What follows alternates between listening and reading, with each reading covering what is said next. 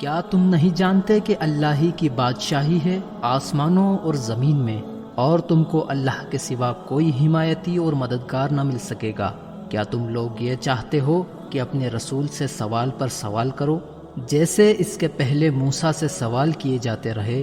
اور جو شخص ایمان چھوڑ کر بدلے میں کفر حاصل کرے، وہ چھوڑ بھاگا سیدھی راہ کو۔ اہل کتاب میں سے بہت سے لوگوں کا جی چاہتا ہے کہ جیسے بھی بن پڑے تم کو ایمان سے ہٹا کر انکار پر لگا دے۔ ان پر حق کھل جانے کے بعد بھی ان کے دل میں بڑا حسد و جلن ہے۔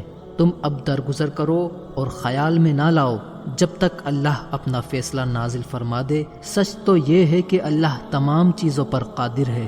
اور قائم رکھو نماز کو اور زکوٰۃ دیتے رہو، اور جو بھی بھلائی کا کام آگے بھیجو گے اللہ کے پاس اسے اپنے لیے بہتر حالت میں پاؤ گے۔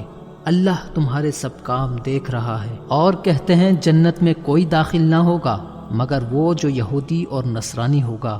یہ سب ان کے باطل خیالات ہیں۔ آپ ان سے کہو کہ اس بات پر دلیل تو پیش کرو اگر سچے ہو۔ کیوں نہیں، بلکہ جنت میں ہر ایسا آدمی داخل ہوگا جس نے اپنا چہرہ اللہ کے سامنے جھکا دیا اور نیکی پر قائم ہوا، اسی کو اجر ہے اس کے رب کے پاس، اور ان کو کوئی ڈر اور غم نہ ہوگا۔ اور یہود نے کہا نصارہ کسی راستے پر نہیں، اور نصارہ نے کہا کہ یہود کے پاس کوئی بنیاد نہیں، اور یہ سب کتاب بھی پڑھا کرتے ہیں، اور ان کی طرح تو وہ بھی بکواس کرتے ہیں جن کے پاس کچھ علم نہیں۔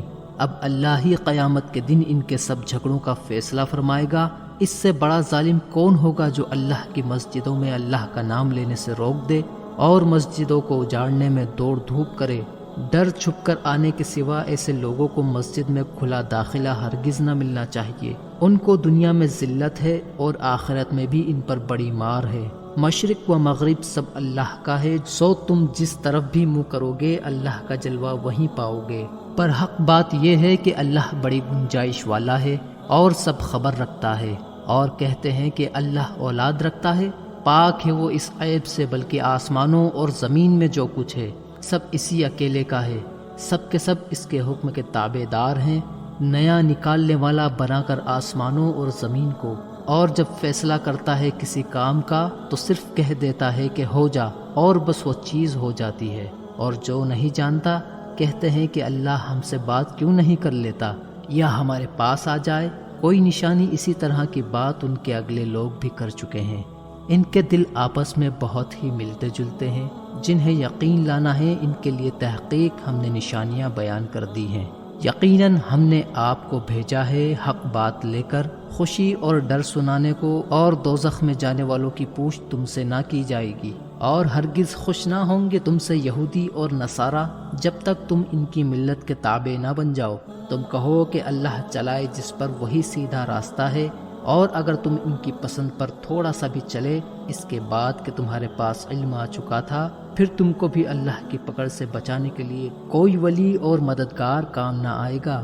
جن لوگوں کو ہم نے کتاب دی ہے وہ تو اس کو اسی طرح پڑھتے ہیں جو حق ہے، اس کے پڑھنے کا یہی لوگ کتاب پر ایمان رکھنے والے ہیں۔ اور جو منکر ہوا اس کا تو ایسے لوگوں کا بڑا نقصان ہوگا۔ اے اسرائیل کے بیٹو، یاد کرو میری نعمت کو جو میں نے تم کو عطا کی ہے، اور یہ بھی یاد رکھو کہ میں نے تم کو سارے جہاں پر فضیلت دی تھی۔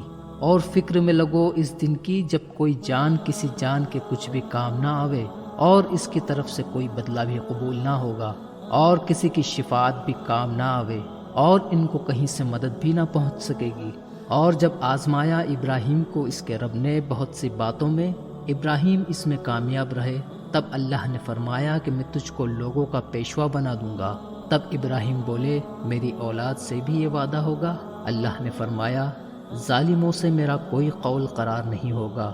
اور جب بنا دیا ہم نے بیت اللہ کو جائے ثواب اور امن پانے کی جگہ لوگوں کے لیے، اور تم بھی بنا لو جائے نماز اس جگہ کو جہاں ابراہیم کھڑا رہا تھا نماز کے لیے۔ اور فرمایا ہم نے ابراہیم کو اور اسماعیل کو کہ میرا گھر پاک صاف رکھو، طواف کرنے والوں کے لیے، اور دھیان لگا کر بیٹھنے والوں کے لیے، اور رکوع و سجدہ کرنے والوں کے لیے۔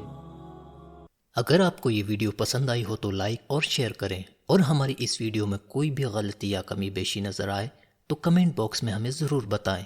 اور ایک ضروری بات، ہمارے چینل کو سبسکرائب کرنا نہ بھولیں۔ جزاک اللہ خیر۔